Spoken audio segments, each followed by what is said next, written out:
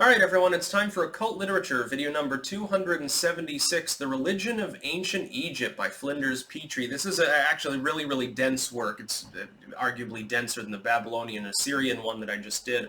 Link in the description to my edition of this work on Amazon. It's 62 pages, so it's a fairly light read. Part of the Creation series, of course. Second and third links to my books, blogs, both on Blogspot and WordPress. If you like the academic religious history side of things, I'm adding quite a few titles. I'm doing one now on ancient Greece. I've got a couple of others actually. I think one on Scandinavian religion, if I remember correctly, another one on early Buddhism.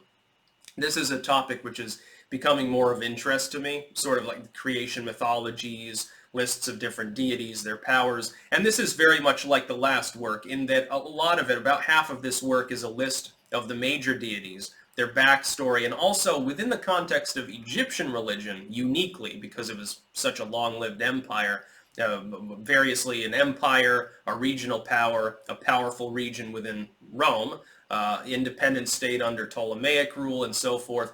You've got a very long, complex history with a religion that in some cases you don't really have with groups that were sort of outside of the core of the development of humanity at the time. It evolved a great deal.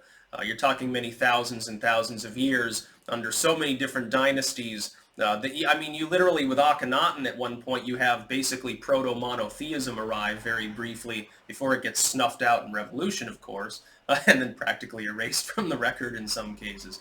It's very interesting. You have so many different groups within Egyptian religion as well. Like you'll have, a city will have its own god, or its own patron god or goddess at least. You have Horus and Osiris and Seth and all of these other figures, and they evolve too. Even the gods themselves are sort of reconfigured over time. And one thing that's pointed out here, and this is actually interesting, the core of religious literature, like books of spells and rituals and so forth, is so vast and encompass such a great deal of time that the Egyptians almost seem at times to have sort of lost the recollection of their own mythologies. And so sometimes you have things directly contravene one another, like the tales of the gods, how they arrive, how man arrives, what you're supposed to do for the dead, how you're supposed to construct the temple. All of these things keep changing over and over again because of the enormous longevity, actually, of Egypt. And in the modern period, of course, now you have Islam, you have Christendom arrive there as well prior, Roman Empire days, obviously going to be a little bit different. And also some of these figures, Osiris and a few of the others, especially Isis, get exported from Egypt actually and become part of the various Roman cults that existed later on. Mithraism, Isis worship was definitely one of the big ones, Judaism, and these other various groups from around the Mediterranean basin.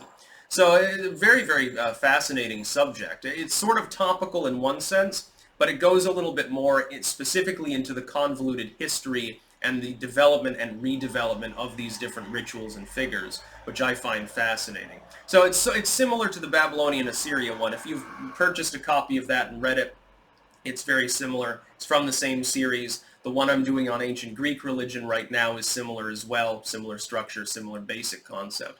Highly recommended for those that are interested in religious history, especially some people, pagans in the modern sense, occultists. They take elements of the Egyptian pantheon and incorporate it into their various practices. If that's the case, this will give you, I think, a little bit of a better view, a broad overview than some of the other literature on the subject. So again, link in the description to my edition of this work on Amazon. Second and third links to my books, blogs, plenty more under the academic header. Some under the folkloric header actually deals with similar topics as well.